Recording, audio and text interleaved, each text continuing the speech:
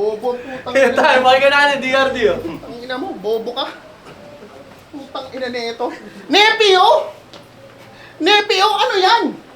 Hip-hop na pamangkin ni Badang? Tapos nilaban mo sa akin? Gusto mo naman talagang sumalangit yan? Eh, sobrang bobo magsulat, tapos tugmaan pa ang wak. Halata namang sa lineup, isinabit lang. Baka pag narinig ni Arik, mga banat mo at spit, imbis tumapik yun sa dibdib, mas piliin ka na lang dibdiban. Kasi sa grupo mong El Payaso, wala man lang bang tumapik sa iyong katangahan? Porket payaso, ayos lang, nakabubuhan niya tawanan. Kasi sabi niya sa laban niya sa FRBL, tinalo ka ni Nukli. Ako yung sinukli, kaya dapat magmano ka. Ha? Ano yun? Linyahan ng lahatan?